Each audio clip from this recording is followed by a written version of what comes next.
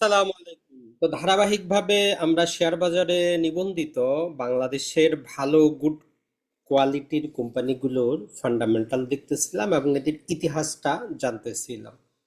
তো বিশেষত ব্যাংকিং সেক্টরে অলরেডি আমরা BRAC bank, Uttara bank, prime bank এই ব্যাংকগুলো সম্পর্কে আলোচনা করেছি। প্লে লিস্টে আছে, অবশ্যই আপনি দেখে নেবেন। আজকের ভিডিওতে আমরা আলোচনা করব যে এই ব্যাংকটা এমন একটা ব্যাংক যেখানে বাংলাদেশের সেনাবাহিনী প্রধান থাকেন চেয়ারম্যান, ডাইরেক্টর যারা থাকেন সবাই ব্রিগেডিয়ার পদমর্যাদার। তো সেনাবাহিনীর প্রতি আমাদের সবারই একটা দুর্বলতা আছে। এই 2024 সালের গণ অভ্যুত্থানে তাদের ভূমিকাকেও আমরা প্রশংসা করি। এই সেনাবাহিনীর অধীনে পরিচালিত এমন একটা ব্যাংক সম্পর্কে আমরা আলোচনা করতে যাচ্ছি, ট্রাস্ট ব্যাংক। বাংলাদেশের শেয়ার বাজারে নিবন্ধিত মোট 36টা ব্যাংকের মধ্যে এই ব্যাংকটাই একমাত্র ব্যাংক যেখানে ডাইরেক্টর অর্থাৎ সেনাবাহিনীর শেয়ার হোল্ডার হচ্ছে প্রায় 60%। অন্যান্য ব্যাংকগুলোতে 30-35% পর্যন্তই কিন্তু। তো সেই অনুযায়ী আপনি এইটা একটা আপনার কনফিডেন্স হইতে পারে যে যেইখানে 100 টাকার মধ্যে 60 টাকাই হচ্ছে যারা ব্যাংকটা পরিচালনা করতেছে, অন্যান্য ব্যাংকের তুলনায় যেখানে 1/3ও থাকে না। তো এইটা একটা ভালো দিক। আর সেনাবাহিনীর অধীনে পরিচালিত হতেছে বলতে এটাকে আপনাকে বুঝতে হবে যে সেনা সদস্যদের কল্যাণের জন্য 1998 সালে একটা ট্রাস্ট গঠিত হয়, আর্মি ওয়েলফেয়ার ট্রাস্ট। তো তার 1 বছর পরে 1999-তে কি করা হয়, এই ব্যাংকটা প্রতিষ্ঠা করা হয় এবং জাস্ট রিসেন্টলি 2007 সালেই তারা শেয়ার বাজারে আসে। তো চলুন দেখা যাক ব্যাংকটার আরো আনুষঙ্গিক অনেক কিছু। আর পূর্ববর্তী ভিডিওগুলো যারা দেখেন নাই, আশা করি আপনারা সেগুলো দেখে নেবেন। দেখার পরে নিজে চিন্তা করে আর একটু গবেষণা করে তারপরেই যখন উপযুক্ত বাজার মূল্যে পাওয়া যাবে তখনই শেয়ারগুলো ক্রয় করার চেষ্টা করবেন। এমন না যে কোম্পানির নামটা বলার সাথে সাথে আপনি ওই কোম্পানির শেয়ার কিনে ফেলবেন, বিষয়টা কিন্তু এমন না। তাহলে আমরা যেই বিষয়টা আলোচনা করব, এই ব্যাংকটার যে হেডকোয়ার্টার সেটা আমাদের ঢাকা সেনানিবাসের ভিতরেই। তাইলে আমাদের এই যে স্বাধীনতা টাওয়ার, এটা ঢাকা সেনানিবাসের অধীনে, এটাই হচ্ছে আমাদের ট্রাস্ট ব্যাংকের হেডকোয়ার্টার।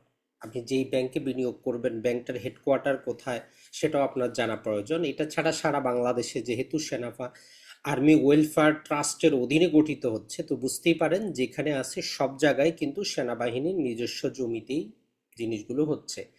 আর ব্যাংকটার চেয়ারম্যান পদাধিকার বলে যিনি বাংলাদেশের সেনাবাহিনী প্রধান থাকবেন বর্তমানে জেনারেল ওয়াকারুজ্জামান, যিনি সেনাবাহিনী প্রধান উনি চেয়ারম্যান। এটা ছাড়া আমরা প্রথমেই যেটা বললাম বাকি ডাইরেক্টররা সবাই ব্রিগেডিয়ার পদমর্যাদার, এর নিচের কেউ আসতে পারে না। এখন প্রথমেই যে জিনিসটা সম্পর্কে একটু আলোচনা করতে হবে সেটা হচ্ছে আমাদের আর্মি ওয়েলফেয়ার ট্রাস্ট, যেটা 1998 সালে প্রতিষ্ঠিত হয়। পাকিস্তানের মূল অর্থনীতির 60% নিয়ন্ত্রণ করে পাকিস্তান আর্মি। আর বাংলাদেশ আর্মিও যদি আমরা বলি 1998 সালে এটা প্রতিষ্ঠা হওয়ার পর থেকে এখন পর্যন্ত কিন্তু পাকিস্তানের মতোই এগিয়ে যাচ্ছে, যার উপর ভিত্তি করে বিবিসি বাংলা কিন্তু একটা অনুসন্ধানী রিপোর্ট করেছিল, চাইলে গুগলে দেখে আসতে পারেন। আপনি চিন্তা করেন কি নাই এই ওয়েলফেয়ারটা, যে এই ঢাকার মধ্যে আপনি রেডিসন ব্লু হোটেল দেখছেন, চট্টগ্রামে দেখছেন, এটা সেনাবাহিনীর এই ট্রাস্টের মধ্যে অন্তর্ভুক্ত। এটা ছাড়া মেট্রো রেল যেটা হয়েছে হাসিনা সরকার করেছে, 40% টাকা এই ট্রাস্টের অধীন থেকে তারা সেখান থেকে লাভ্যাংশটা নিবে। এটা ছাড়া সেনাবাহিনীর নিজস্ব হোটেল আছে, তারা হোটেল ব্যবসার মধ্যে আছে, ট্রাভেল এজেন্সি আছে, এমনকি আইসক্রিম ব্যবসায় আছে, এমনকি সিমেন্ট ব্যবসায় পর্যন্ত আছে। এলিফ্যান্ট সিমেন্ট আপনি বাজারে পাবেন। এই টোটালটাই কিন্তু এই আর্মি ওয়েলফেয়ার ট্রাস্টের অধীনে। তার মানে চিন্তা করতে পারেন। আর সর্বশেষ তো তারা সিঙ্গাপুরের কোম্পানির সাথে তারা হাউজিং প্রজেক্টের জন্য বিশাল বড় অলরেডি যে এগ্রিমেন্ট সিগনেচার করেছে। তার মানে এই ওয়েলফেয়ার ট্রাস্টটা মূলত করা হয়েছিল অবসরপ্রাপ্ত সেনাবাহিনীর লোকদের ভালোর জন্য, ওয়েলফেয়ার ট্রাস্ট। তবে এটা ধীরে ধীরে বাংলাদেশের মূল অর্থনীতির মোটামুটি আপনি যদি বলেন 20% দখল করে আসছে, আগামী দিনগুলোতে আরো বাড়বে। তো এইটা বলার মেইন কারণটা হচ্ছে যে আমরা যেহেতু ট্রাস্ট ব্যাংকে বিনিয়োগ করব, তো ট্রাস্ট ব্যাংকের 60% যেই মালিকানা হচ্ছে এই ওয়েলফেয়ার ট্রাস্টের।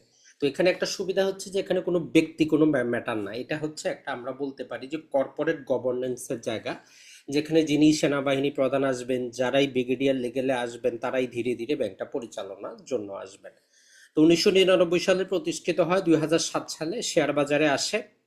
60% মালিকানাই হচ্ছে আর্মি এই যে ওয়েলফেয়ার ট্রাস্টের। এটা একটা বিনিয়োগকারীদের কনফিডেন্স লেভেল হইতে পারে। তবে ব্যাংকটা যদি আমরা গত 2007-এর পর থেকে এখন পর্যন্ত দেখি, এক্ষেত্রে ব্যাংকটা আপনার টাকা লস করে নাই, অর্থাৎ আপনাকে যে কোটিপতি বানায় দিছে এমন না, তবে শেয়ার বাজার হিসাবে আপনাকে সে কখনোই ঠকায় নাই। তার মানে বলতে পারেন এইটা আপনার মেরুদণ্ডের মতো কাজ করতে পারে। এই যে ব্যাংকটা আপনার একটা চুজ হইতে পারে। বর্তমানে তাদের গ্রাহক সংখ্যা হচ্ছে 10 লক্ষ।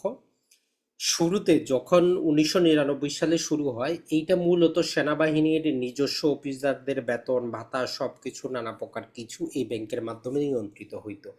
প্রায় প্রথমের 8-10 বছর বলতে পারেন, মানে শেয়ার বাজার থেকে টাকা ওঠানোর পূর্বে এই ব্যাংকটা শুধু সেনাবাহিনীর আভ্যন্তরীণ লেনদেনের জন্যই আপনি বলতে পারেন ব্যবহৃত হইতো। তো 2007 সালে যখন তারা শেয়ার বাজারে নিবন্ধিত হইল, এরপরে তখন তারা বিভিন্ন জায়গায় বাণিজ্যিক ব্যাংকের মতো কাজটা করতেছে। এখন এই ব্যাংকের যে গুরুত্বপূর্ণ গোপন টিপস, সেটা হচ্ছে সেনাবাহিনীর যত প্রকার বেতন ভাতা এই ব্যাংকের মাধ্যমে, যত প্রকার লেনদেন এই ব্যাংকের মাধ্যমে, সেনাবাহিনী কর্তৃক যত প্রকার স্কুল কলেজ, এটা ছাড়া মেডিকেল কলেজ, এটা ছাড়া ডেন্টাল কলেজ, যেগুলো সেনাবাহিনী কর্তৃক পরিচালিত, সমস্ত কিছুর ডিপোজিট এই ব্যাংকে। তাইলে এই একটা আমরা আপনি অদৃশ্য শক্তি বলতে পারেন। যেমন আমরা উত্তরা ব্যাংকের ক্ষেত্রে তাদের যেই অফিসগুলো ছিল সম্পূর্ণ নিজস্ব, সে একটা গোপন শক্তি ছিল। এই ট্রাস্ট ব্যাংকের এইটা হচ্ছে একটা গোপন শক্তি, যে তাদের একটা নির্দিষ্ট গ্রাহক আছে। School college medical college hospital যা কিছু আছে, এদের যত টাকা ডিপোজিট সবকিছু এই ট্রাস্ট ব্যাংকের বাইরে যায় না।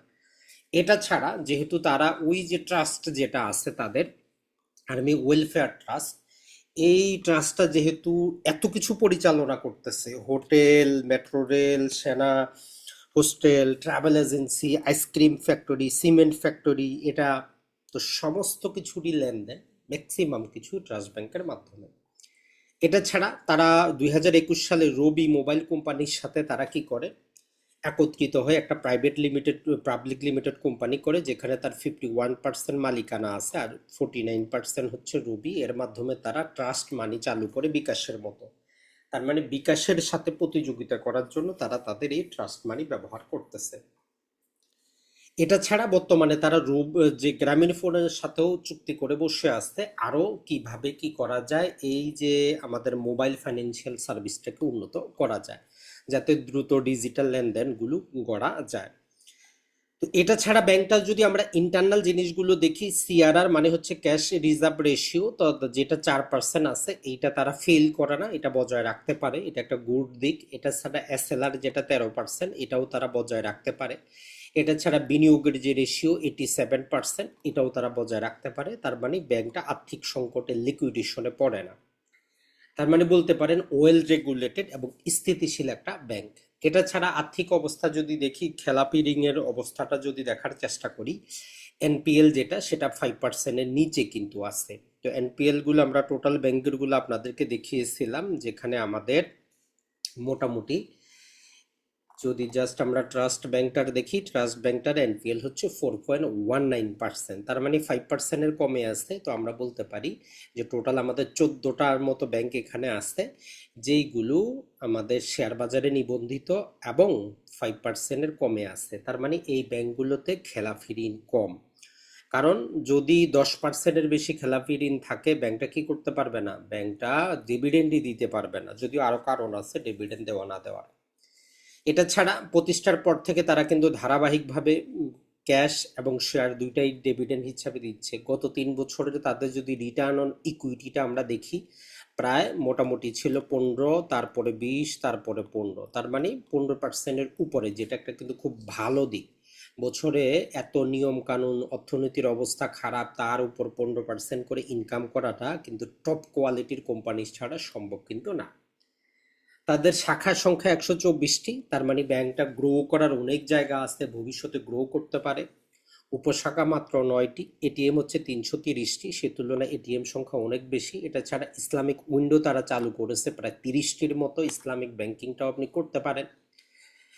এরপরে যদি আমরা দেখার চেষ্টা করি এদের সাবসিডারি টোটাল তিনটে, একটা হচ্ছে ট্রাস্ট ব্যাংক সিকিউরিটি, যে ব্রোকারেজ হাউসে লেনদেন করার জন্য, ট্রাস্ট ব্যাংক ইনভেস্টমেন্ট, আর এই যে ট্রাস্ট রুবি এজিটার সাথে তাদের ডিজিটাল, যেখানে তাদের 51% হচ্ছে যে মালিকানা। তো এই জিনিসগুলোর মাধ্যমে আপনি তার ওভারঅল সবকিছু কিন্তু দেখলেন। এখন দিন শেষে যদি 2015 সালে কেউ যদি ধরেন যে ট্রাস্ট ব্যাংকে মোটামুটি আমরা যদি দেখি যে 6 লক্ষ টাকার মতো টোটাল কমিশন সহ বিনিয়োগ করত, তাহলে 2024 পর্যন্ত, যেহেতু 25-এরটা এখনো হিসাবটা দেওয়া হয়নি, তার কাছে শেয়ার বোনাসগুলো যুক্ত হয়ে প্রায় মোটামুটি যদি আমরা দেখি 5,45,661টার মতো শেয়ার থাকতো। সে হিসাব করলে যদি আমরা আজকের 17 টাকা হিসাবে করি, প্রায় 10 লাখের মতো হয়ে যায়। আর পাশাপাশি এরই মধ্যে প্রায় 2.5 লক্ষের মতো ক্যাশ ডিভিডেন্ডও কিন্তু পাওয়া যেত। তার মানে টোটাল টাকাটা যদি আমরা হিসাব করি দ্বিগুণ কিন্তু হয়ে যায়। তো এখানে 16, 17, 18, 19, তার মানে ব্যাংকটা অতটা কোনো কিন্তু আপনাকে দেয় নাই। কিন্তু কথাটা হচ্ছে, যেটা আমরা বলছি, এটা একটা স্থিতিশীল ব্যাংক আছে, ভবিষ্যতে গ্রো করার সম্ভাবনা আছে, আর এর শেয়ারের দামটা পি রেশিওটা কমছে। যেমন স্কোয়ারের ক্ষেত্রে আমরা বলি গত 5 বছর আগে যারা স্কোয়ারে বিনিয়োগ করেছেন বাজারে ক্যাপিটাল গেইন পান নাই। এই যে ট্রাস্ট ব্যাংকের ক্ষেত্রে ওইটা ব্যাংকটা কিন্তু ধারাবাহিকভাবে ভালো করেছে। যদি তার আমরা রেশিওগুলো একটু দেখার চেষ্টা করি, প্রথমেই চলে আসি আমরা তার এই যে ধরেন যে তার প্রাইস রেশিওটা দেখার চেষ্টা করি। দেখেন এখন বর্তমানে তার চলতেছে যে 18 টাকা করে, 2024-এ ছিল 20 টাকা, এর 27 টাকা, তার 27 টাকা, 23 টাকা, 21 টাকা, 16 টাকা, 18 টাকা, 24 টাকা, 12 টাকা। তার মানে শেয়ার প্রাইসটা ওই রকম ভাবে কিন্তু বাড়ে নাই। এখন যদি 27 টাকা হিসাব করেন অনেক টাকা, কিন্তু হয়তো বাড়বে। এর মেইন কারণটা যদি আমরা দেখি তার পি রেশিওর ক্ষেত্রে, দেখেন আগে ব্যাংকটার আয় অনুপাতে সেটা 6 ছিল, এরপর 13 চলে গেল, 10-এ, 8-এ, 11, 8, 9, 6, 5, এখন সবচেয়ে সস্তা দামে ব্যাংকটা পাওয়া যাচ্ছে। আর এর যদি আমরা বুক ভ্যালুটা দেখার চেষ্টা করি, বুক ভ্যালু হিসাবে ইতিহাসের সবচেয়ে সস্তা দামে বিক্রি হচ্ছে বর্তমানে ব্র্যাক ব্যাংক। ইতিহাসের সবচেয়ে সস্তা দামে বলতে পারেন, প্রায় 40% ডিসকাউন্টে আপনি এটা পাচ্ছেন। মানে 1 টাকা যদি 1 লক্ষ টাকা জিনিসের দাম হয়, আপনি 60,000 টাকা এটাকে পেয়ে যাচ্ছেন। 40% ডিসকাউন্ট কিন্তু চলতেছে। এরপরে যদি আমরা তার রিটার্ন অন ইকুইটিটা গত 10 বছরে দেখতে চাই, ধারাবাহিকভাবে দেখেন 14%, 15%, 19%, 16%, 15%, 11%। তার মানে ব্যাংকটা ধারাবাহিকভাবে কিন্তু আমাদের সে ভালো করতেছে, মোটামুটি জিনিসগুলো আমাদেরকে দিয়ে যাচ্ছে। তো এটা একটা ভালো দিক আমরা বলতে পারি মোটামুটি। তো এইভাবে ভালো ব্যাংকগুলা আসলে চুজ করাটা খুব কিন্তু আমরা ক্রয় করার চেষ্টা করব দেখে শুনে জেনে। এর পরের গুলাও দেখেন, তার মানে অন অ্যাভারেজে ব্যাংকটা 14%-এর উপরে ইনকাম করতেছে। তার ইপিএসটা যদি আমরা দেখার চেষ্টা করি, ইপিএসটা ধারাবাহিকভাবে মোটামুটি ইপিএসটা কিন্তু বৃদ্ধি পাচ্ছে। যদিও 2023 সালে একটু বেশি ছিল, 24-এ একটু কমে গেছে, এবারও মোটামুটি 24-এর মতোই থাকবে। আর বুক ভ্যালুটাও যদি আমরা দেখার চেষ্টা করি, এটা কিন্তু ধারাবাহিকভাবে 11 থেকে 12, 13, 15, 17, 18, 20, 23, 25, 28, তার মানে ধীরে ধীরে সে কি করতেছে, তার মূলধনটাকে বাড়াচ্ছে, শেয়ার বোনাস দিচ্ছে, ব্যাংকটা বড় হচ্ছে। তো এইটা ছিল তাহলে আমাদের আজকের যে আলোচনা। আর আমরা যে কাজটা করব, বাংলাদেশের শেয়ার বাজারে বিনিয়োগ করার মতো 10টার মতো ব্যাংক আছে আমাদের ক্রাইটেরিয়া অনুযায়ী। আমাদের ক্রাইটেরিয়ার মধ্যে আমরা একটা ক্রাইটেরিয়াই নিয়েছি, যে যাতে ব্যাংকগুলা কি করে, রিটার্ন অন ইকুইটিটা যাতে 10%-এর উপরে থাকে। একটা সিম্পল জিনিস, রিটার্ন অন ইকুইটি 10%-এর উপরে, আর রেভিনিউ গ্রোথটা যাতে পজিটিভ থাকে, কোনো পার্সেন্টেজ না। তো এগুলা যদি আমরা করি, আমরা সেখানে যে মাত্র কয়েকটা ব্যাংক পাই, বেশি কিন্তু না। যেমন সিটি ব্যাংক, এই সিটি ব্যাংকের উপর আমাদের ভিডিও আছে, দেখে নেবেন। প্রাইম ব্যাংক অলরেডি ভিডিও করা হয়েছে, দেখে নেবেন। উত্তরা ব্যাংক অলরেডি দেখে নেবেন। ইবিএলটা আগামীতে আসবে। ট্রাস্ট আজকে হয়ে গেল, ব্র্যাকটা অলরেডি হয়েছে। ব্যাংক এশিয়া নতুনভাবে ভালো হচ্ছে, এটা নিয়ে হবে। পূবালী, এমটিবি এবং যমুনা, এই কয়টা ব্যাংকই আছে বাংলাদেশের শেয়ার বাজারে বিনিয়োগ করার মতো, যারা ডিভিডেন্ড দিতে পারবে শেয়ার বাজারে শেয়ার হোল্ডারদেরকে। তো এখন এদের যদি আমরা পি রেশিওটা দেখি, সবচেয়ে সস্তা দামে বিক্রি হচ্ছে কি, সিটি ব্যাংক, এরপরে প্রাইম ব্যাংক, এরপরে এমটিবি, এরপরে ট্রাস্ট, উত্তরা, ইবিএল। সবচেয়ে বেশি দামে যদি বিক্রি হচ্ছে সেটা হচ্ছে ব্র্যাক, যমুনা, ব্যাংক এশিয়া। এবং মোটামুটি পুবালি। এখন আপনি সিদ্ধান্ত নেন যে আপনি বিনিয়োগ করবেন কিনা। আমাদের জাস্ট মেইন একটা উদ্দেশ্য ছিল আপনাদের সাথে এই অভিজ্ঞতাটা শেয়ার করা, যেই শেয়ারটাতে আপনি বিনিয়োগ করবেন ওই শেয়ারটা ওই কোম্পানিটা কি করে। তাহলে ট্রাস্ট ব্যাংক সম্পর্কে আজকে জেনে নিলেন, আর কোন ব্যাংক আপনি চান, কেন চান। আর অবশ্যই অবশ্যই আমরা যেটা বলবো, শেয়ার বাজারে আপনি জেনে শুনে ভালো কোম্পানির সাথে দীর্ঘদিন যদি থাকেন, যেমন এই ট্রাস্ট ব্যাংকটা যদি অন্য বাণিজ্যিক ব্যাংকের মতো এক যে তারা যদি বিস্তৃত সারা বাংলাদেশে যেতে চায়, তাদের গ্রাহক বাড়বে, টাকা বাড়বে, ইনকাম বাড়বে, আপনার টাকাটাও দ্বিগুণ হবে। মনে রাখবেন, যদি শেয়ার বাজারে নিবন্ধিত কোম্পানির শেয়ারের দাম দ্বিগুণ হয়, আপনার চতুর্দিকেই কিন্তু লাভ। আসসালামু আলাইকুম, ভালো থাকবেন।